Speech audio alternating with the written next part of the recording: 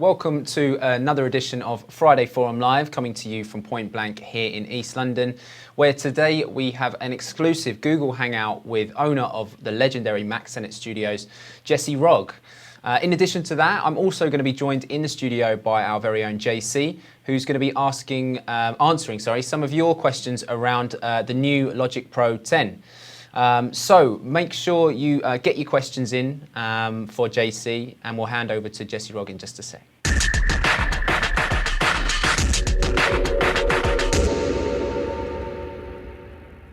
I'm going to hand you over now to the exclusive Google Hangout session that was recorded a little bit earlier this week with Jesse Rogg, who is the owner of the legendary Mac Sennett Studios and who's worked as a producer, engineer with the likes of Sam Sparro, with Banks, and with Sky Ferreira as well. So let's see it. So, hi Jesse, welcome along to Friday Forum Live. I hope you're all good. I'm very well, thank you very much. Good to hear it, man. So the very first thing I wanted to ask you about is LA, really. I know you live in Silver Lake. Yep. How long have you been there for, and what is it that kind of draws you to the place as a musician?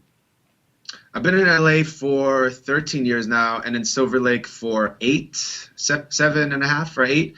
And I mean, LA's changed a lot in the last 13 years for sure. In the last couple of years in particular, it's sort of become the hotbed for music and for creativity and for just creative people in general. So it's been really, really exciting to sort of be here at this time where it's really hitting its stride. It's sort of its renaissance period, if you will. I talked to a lot of people about it actually, and everybody always agrees. So it's exciting. A lot of people moving here and a lot of things happening. And is that something that's transferred from elsewhere? Like, is it east to west thing?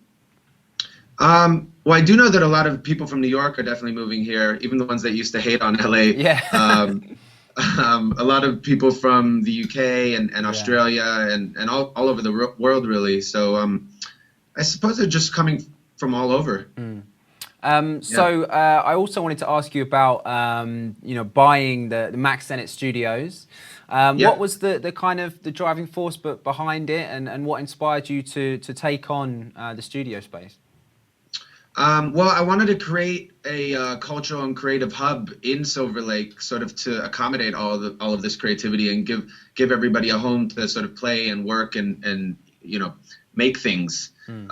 So that was sort of the original plan. But honestly, I could have never hoped for a building like this, because it's really one of the most spectacular and sort of magical buildings I've ever been to, and most other people tend to agree with that. It's 97 years old. It's Mac Sennett is the guy who originally put Charlie Chaplin in his first movies, and Laurel and Hardy and all these guys. So there's a lot of history there. So for those that don't know, it was a silent movie studio, right? Correct. Yeah. It's been a soundstage since it was built in 1916. But yeah, it was one of the first silent movie stages, and it's actually the second longest or second continuously running. The second longest continuously running studio in the city. Wow. I mean, that's a pretty amazing place to be, and it must kind of inspire people who work there. Can you tell us about some of the stuff that's been going on recently? I know Ferreira was in fairly recently, right? Yeah. We shot the Blurred Lines video with Robin Thicke featuring Ferreira and T.I., which ended up being quite massive, obviously. It was funny. The producer just walked by one day and peeked his head in and was like, "Oh, we're shooting this little thing, trying to get a good rate off of us," I think.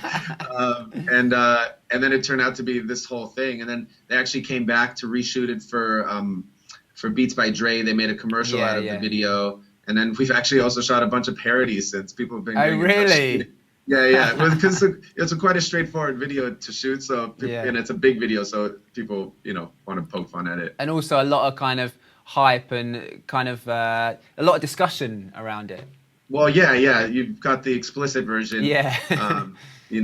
But yeah, we've been very lucky to kind of get big videos like that in there from the get-go. We've only been in there since the beginning of the year. And so we shot that one. We shot the new Miguel and Kendrick Lamar video, which was really great. And then we've been shooting a lot of car commercials for Lexus. We've been doing events for Mini Cooper and Pandora, and doing a whole lot of different things. So it's been exciting in there. And so I also wanted to ask about you yourself. Obviously, as a kind of producer and songwriter, you've kind of had your hand in a number of hits over the years. I mean, co-producing the Sam Sparro stuff, Black and Gold, which was nominated for a Grammy as well. Obviously, you've got a pretty good ear for tracks. So, is there anything in particular we should be checking out at the moment from your side of the pond or from ours? Well, actually, I'm working with a girl called Banks at the moment who's doing really well. Her first single was released on I'm Sound and then Good Years in the UK. And then she got picked up by Harvest Capital recently and is about to release her first EP and then followed up by an LP.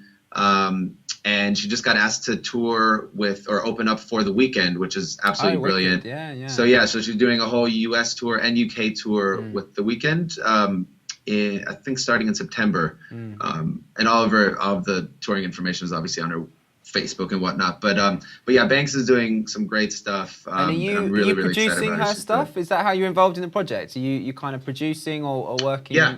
I co-wrote a couple tracks and produced most of them, or at least co-produced all of them, and then mixed them as well. Okay, cool. I mean, I know Banks is getting quite a strong recognition over here, definitely. I mean, she was picked up by Zane Lowe, I think, and there was that collaboration with Lil Silver. I think that was kind of doing the rounds in the clubs here. Right. How did you start off getting involved with the project with Banks herself?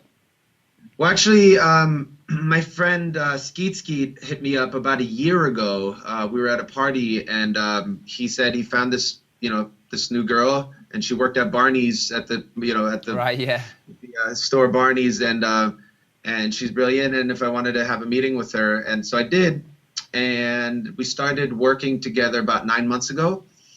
And just kind of hit it off really well, and sort of just started writing and working on sounds and sort of trying to find her sound, because she's sort of one of those people that's just an absolute genius without being classically trained, and just kind of she spent a lot of time in her bedroom just working it out, working out her style melodically and vocally, but there wasn't really a strong production side to it, or like a vibe side sort of. So I guess that's where I came in, and between her, Skeet and I, we worked out a lot of things. So it's been really good. Also, Tim Anderson is involved, who's a great writer and producer as well. Well, that is something I was going to ask about. Obviously you've worked with a lot of artists, and you touched on it there about kind of bringing a vibe or maybe helping them to find their self almost.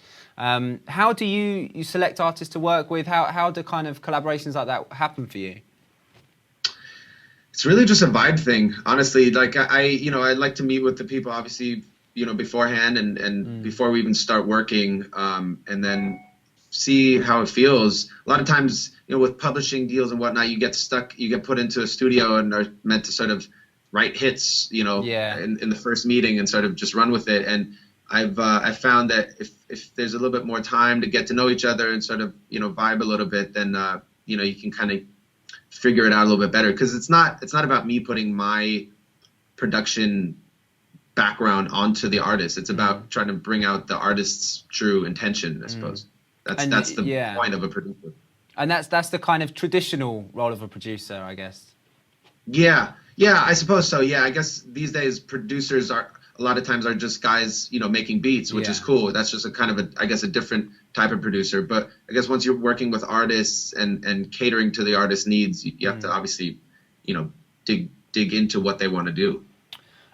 So I also wanted to ask about the kind of, our recent teaming up with Max Sennett to film the Point Blank Presents series. So we're filming at the studios, and I wanted to ask about, if you could tell us a little bit more about Skeet, who's going to be the first artist featured.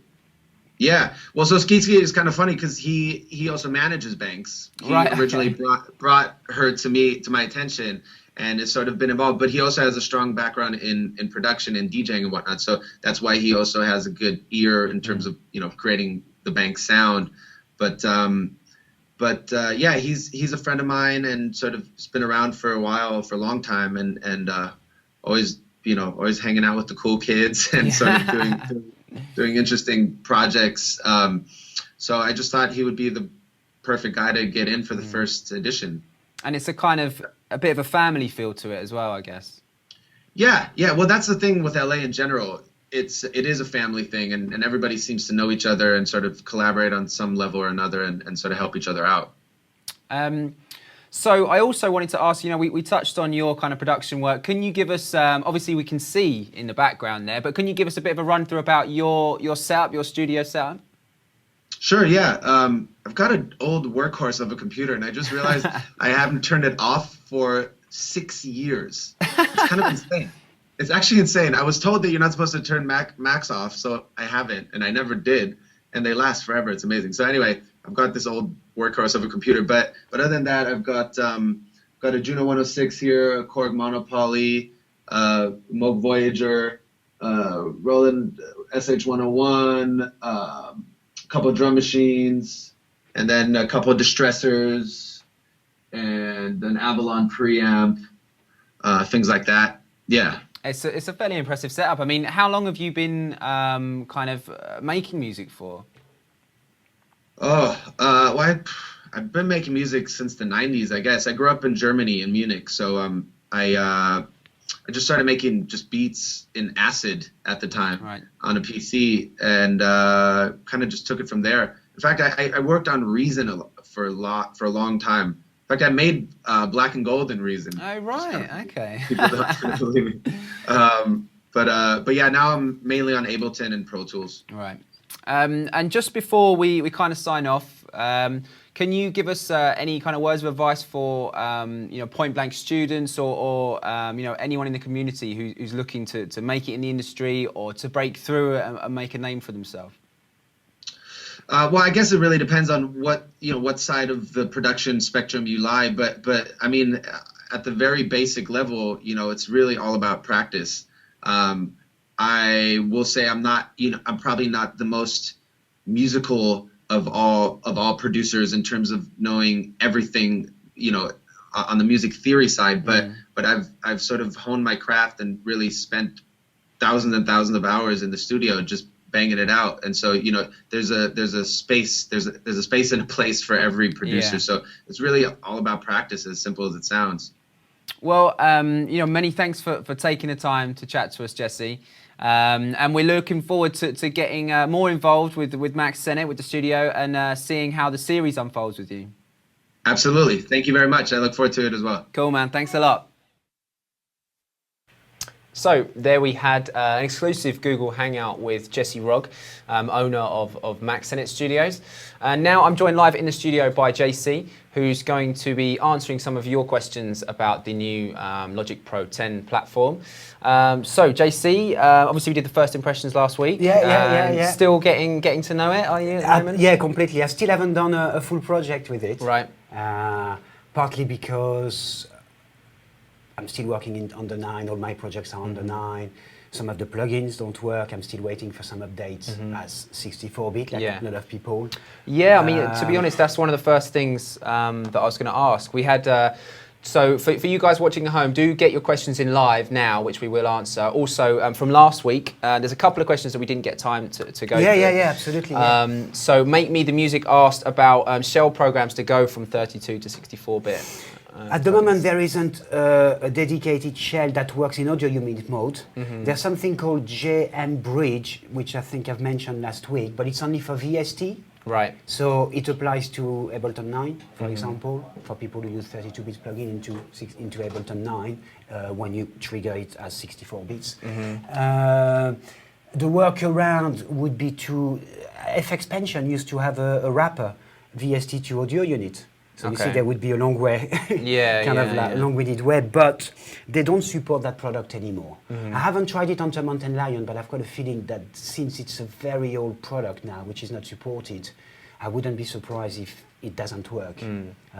JM Bridge is the best shell out there, and I expect them, I wouldn't be surprised if they maybe turn an audio unit version. And that would be the best solution, I think. Okay. Because I've used it on the VST, and it works great. I've seen a lot of solutions on YouTube channels using other ways of like quite complicated, rooted ways of doing it. I mean, complicated, yeah, relatively complicated. One of them involves main stage, where you can do it via main stage and reroute everything in Logic. But those work only for, as far as I can tell, with software instrument. Not with processing plugins. Yeah. So, you know, we're still a little bit of a way before. It seems like lots of developers are working on. Yeah. I mean, basically, I think it was at that time that developers get their shit together. Yeah. You know, we've been 64-bit for about 4 years now. So I think, I mean, most of the big developers have already sorted it. I see a lot of stuff about silence. Well, there's a post, I think, on their website. Yeah, I think we've just checked it earlier on. There's a post. I've tried some toys. They've released beta versions of their 64-bit. As far as I can tell, it seems to work well. And a lot of the Brainworks, Waves, Sonox, Softube, all those big players, Native Instrument, Arturia, I think, but I'm not sure about Arturia, so I'm sure somebody, if it's wrong, will tell me in the comments. So, you know, most of them are already 64-bit. So I've started to use 64-bit. I've started to use Logic 10. I play with it. I've tried to more become... I'm kind of comparing what it's going to bring to my work at the moment. You know, yesterday night I was playing with Flex Pitch a little bit and tried to compare it with Melodyne a bit more. Okay. Because I'm kind of like, for me, it's a big thing. I do a lot of vocal work. And it works well, you know. So I'm sure there's going to be some we've questions. got. We'll come to that in just a sec. But just before we do, there's another kind of relatively simple question. D Motes has asked whether his custom key commands can be imported from version 9 to 10. Totally. Yeah. Yeah. Okay, fantastic. Well, actually, the first time I can show you that. The first time you open Logic, it's going to ask you if you want to use Logic 9 key command, or if you have Logic 9 already installed, or the new ones. or the new ones. I've personally went for 9 because it was kind of easier, but I've got my own custom key command anyway. So it's all, you can save your own key command. I always have them on a USB stick. Wherever you go, you can have them with you. Yeah. You know, I would strongly recommend to do that. But key command is here. You're going to see presets, and you see Logic 9. Ski's got his own stuff here as well. And eventually you can go there. You also can you can import key commands, so that's where it's going to happen. Okay, cool. So your key commands are going to come as a little file. Import them here. You can export them. And you can initialize all key commands so they become reset completely if you've got any customization. So I hope Demotes, it answers your question. I've been talking with Demotes a couple of answers back and forth on the YouTube before. So really good points as well. He's made some very interesting points actually.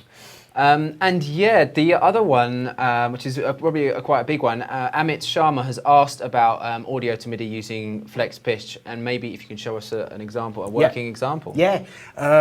Okay, so there are, I don't know if I've mentioned it on the last video last week, but there are two main features that Logic 10, Apple took away in Logic 10 from Logic 9. Okay. Those features are features that were since Logic 3. A lot of people talk about audio to MIDI. People don't realize that Logic had that function since, as far as I'm concerned, Logic 3.5. Maybe even before. It used to be called audio to score. So those of you who use Logic 9, I don't have it open here, but if you go under the audio editor, the sample editor, under one of the menu, I don't remember which one, you're going to have audio quantize, audio to score. And I used to like the way it worked. That's how it was very precise. I used to basically put a drum loop in there, turn it into MIDI. It works with a threshold and length, and it gives you a really precise result. I used to layer my drum sound from a breakbeat and stuff using that method. Before they brought in Drum Replacer. I've heard few stuff on some Logic support, especially the main one, the big Logic support website blog. I can see why some people are still kind of missing that feature, because it worked well, you know. Didn't do the polyphony stuff and stuff, but it worked really well. They've took it out now because obviously you've got, from the Flex Pitch, you can export audio to MIDI. So I can show you that now. Let's have a look. So I've taken the same example. Sorry guys, you may, next time I'll bring another example. It's just that all the current project I'm working on, they're kind of, well, it's not that they're big secret, but I can't really open them up and start tuning vocals on records that are going to come out. So, as you can understand why. So let's start taking that. So from last week we did that. I'm going to bring that to Locator as well. Yeah, the Locator things. No, that's the. I've forgotten already some of the key command, man. So here it is. Yeah, here we are. So I've got my vocal here. I'm going to solo it. I think we could be. And as you probably remember, and some of you who have Logic 10 already anyway, it's really simple. You go click on the new Flex tool and you select Flex Pitch. Here you are. So I'm going to double click on it and I'm opening it in here. So now I've got my pitch. All my pitch are here. And it's very simple to convert that into MIDI. It's basically go under Edit here and create MIDI tracks from Flex Pitch data. That's how simple it is. Now, it's not going to be necessarily very effective. Logic is doing a detection job, and like Melodyne, they get about 80% to 90% right, depending on the complexity and the source of the audio file, of the stuff. And then you probably have to go in there. So something I need to show you maybe is a little bit more. I've played with Flex Pitch. So if you want, I may show you a little bit on how to use it. What happened is that sometimes Logic and Melodyne, for that matter, don't get all the notes. Here it's done a pretty good job, but let's have a listen. I think we could be. So yeah, B. So you got that right. It's a 2 notes thing. So what it means is that it's going to turn exactly those regions into MIDI notes. My problem, and I still have to, I hope Logic addresses it, or maybe I'm missing something, is that I don't know if you noticed here, in order to pitch, it's totally cool. For the pitching, in terms of pitching vocal, I'm happy with the detection that Logic has done. Yeah. I can pitch it here. I got my drift here. So I can change my pitch drift here, and bring back the note if I need to, or not. I think we could be. All that is cool, but have you noticed that the border here is not really lined up with the beginning of my word? Right. So the problem is when I turn that into MIDI, it's got a slight delay. Yeah, exactly. Yeah. The MIDI note's going to be there at that position, at 66 1.6. You see what I mean? That for me is a bit of an issue because actually my notes start here, bang on the beat. So it doesn't give me what I consider an accurate conversion of the audio into MIDI. That's what I meant by I'm missing kind of the audio to score feature. So I hope that's something that Logic gonna kind of address, because otherwise it does a great job at it, and I can demonstrate very very briefly. So let's do that quickly. Check that all the notes are good. Something special. So let's see here if it's good. Something special. Yeah, something. Here, for example, if you've got sometimes, it's the same with Melodyne, it may detect two notes when actually you want to have one. Or so sometimes it can detect one note when it should be two. Very simple, you can use all those tools, like the glue and the scissors. So if I want to make that into one note, I just simply select both, and you see it has turned it into one. So that's really cool. And if I want it to be that into two notes, it's not the case on that front, but it's going to help your MIDI detection when you translate into MIDI as well. So I'm happy with that. Let's carry on here. Something special. If we just try. You see? Yeah, okay. So it's that. So what it means is that I wish also that when you turn into MIDI, it would, sometimes the vocalist especially when you do vocal, it has a slide. I wish it could translate that into a pitch bend rather than two notes, stuff like that. Yeah. So that means if you look at really duplicating an exact version of your audio, it's not going to happen that way, Which would, you don't really expect it to be that. Exactly. I think, I'm probably being unfair, expecting to have something completely bang on, But so let's see what it does here. So I'm going to do edit, create MIDI track, job done. So that's been pretty quick, yeah? And now the piano is here. So let's solo that together and let's have a listen. I think we could be something special if just try. It's not bad. Yeah, it's not You bad. know, and then you can edit your MIDI accordingly. Now, I hear you got some pitches a bit wrong. I think we It's because I didn't tune the vocal. I shouldn't do that. I select only one. You just, bring that one up. That job down. I think we can be. So, yeah. It's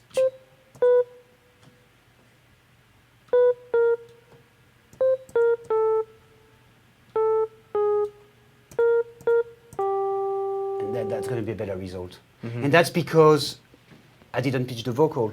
So he got the pitch the closest, he took the closest that he could. So that would have been something you would have done before? Yeah, having said that, the vocal for me, they're fine. I wouldn't tune them just because my flex pitch says that it's not bang on the stuff, Vocal, as you can look here, you've got those, it takes the pitch from those little MIDI pitch region, but as you can see inside, it's not that clear cut. Yeah. And it's like, that's what I love about Melodyne and flex pitch over maybe auto-tune, is that you've got intonation within the block, and those intonations are more important than what that block is telling you actually. Yeah, definitely. You know It what gives I mean? character. Yeah. doesn't it? And when I pitch vocal, I go with the waveform and my ear rather than what the blocks is telling me. That's why the conversion in MIDI, but now the conversion is fine, in MIDI. I think we can be something special. So there. Yeah, So definitely. it does a good job overall. I would say it does a pretty good job overall. Yeah. The MIDI too. Um, Audio to MIDI, sorry. We've got another question. A kind of regular watcher, just to get a rep, who we've seen Hey, before, how you doing, man? has asked if automation is handled in the same way as version 9. He said that he was hoping it would adopt a similar system to live, where you just touch a knob and the automation lane is ready for you. Well, it's the same as 9. As far as I can tell, it's complete. They haven't touched the automation. I know I've discussed with some people at Point Blank earlier today some of the little graphical bugs. I think it's one thing with Logic that I hope they nail it down, is that sometimes you click somewhere and it doesn't just give you exactly precisely where you would expect it to be. It's moving a little bit, and those small details, but that do matter after a while. After a while you expect to be a totally Pro Tools, not me, but the automation, I mean, I'm not too bothered, because for me, with the quick learn in Logic, it's always been a case of basically going to one parameter, touch it with your mouse, then learn, do it, and it picks it up. So it's quick enough as far as I'm concerned. I'm not. Yeah, I didn't really have too much of an issue with the automation, to be honest. No. Let's see if we've got any more questions quickly. Let's have a look here. So, Ricard has asked, he said, hi guys, I have a problem when I put Logic in full screen mode. The size is larger than my MacBook Pro screen, so I can't see everything. Any tips on that one? Well, I've heard some might be a people little reporting. bug or something. It might be a bug. I've heard people reporting it. It may have been fixed with the latest update. Which we just said, it came out There's yesterday, basically an update already coming out, which is a good sign in the sense that Apple seems to be responsive quickly. Which is good for Apple. Yeah, I'm really surprised. I think our video team would agree that it wasn't maybe the case with Final Cut X, maybe, and I think with Logic 10, I mean, the team seems to be really on it. Yeah. There's been a lot of bug fixing. People are kind of like, oh, that means they're quite sarcastic about it and saying, oh, that means there's a lot of bugs. It's kind of like, well, every first version of a program has lots of bugs. Let's be a little bit, I think people accept nowadays that the users become part of the beta testing team. And in a way, it kind of makes sense. Yeah, I mean, it's extremely complex, There's so much, and there's so many different ways to use a program. I'm sure we both of us using Logic, we're using it completely differently. And I guess, the developers are not going to use it in the same way as the end user. They won't have thought about, when I'm here, please, Apple, can I have 2 monopan on my stereo? Oh, that's another thing that did come up actually. And I mean, I've asked for it for a long time. So it's not if been somebody updated. in the Apple audio team listens, trust me, guy, as a mix engineer, it's a massive issue. Yeah. Really massive issue. I don't want a balance between left and right, because you put it on one side and you're losing the right channel. That's not what I want. I want to have total control, and Pro Tools had it since version 3, so since day one. Yeah. So please. That's it, I got it out of the way. Well, we are kind of approaching the end of the relatively quick session today. Just have a quick look. There's no more questions at the moment, but if guys, feel free to post up in the comment section, and we will go through it. I know that JC, you have been kind of going through ones from last week and stuff, and answering within YouTube. I'm trying to answer them, and I was thinking of starting maybe doing as well some maybe video, to keep the whole thing going. I mean, it's a good. There's been a lot of discussion, and it's been great, to get different people. Yeah, definitely, and I mean, Ski's done his first impressions as well, hasn't he, on YouTube. So yeah, make sure you subscribe to the channel to get the kind of updates on the new videos, including all the Logic Pro 10 stuff. And yeah, we're kind of approaching time here. So as I said, do get your questions in. Keep locked to the Facebook and the YouTube channel. Also next week, I think we've got Anthony Chapman in. Doing a mastering session with Ozone 5. Ozone 5, which, that's it's been a lot of people requested that. Yeah. And Anthony uses it a lot. Yeah. And he's going to approach it like kind of like home mastering. Yeah, he's kind of a more, producer, kind of self-mastering thing. Yeah, right? totally, which I think is going to be very valuable for for a lot of us. Yeah, for you guys watching at home, making tracks at home. DIY mastering is a big thing now. Yeah, and I think Ozone 5 has gone a long way compared to Ozone 4, which I've heard things. Yeah, apparently it's looking good. I'm not a user of Ozone 5, so really looking forward to see it in action with Anthony. Definitely. So yeah, keep locked in next week, Friday, 4 o'clock GMT, and we'll see you there. That's it from us, and thanks for watching. Thanks to JC as well. Thanks, Luke.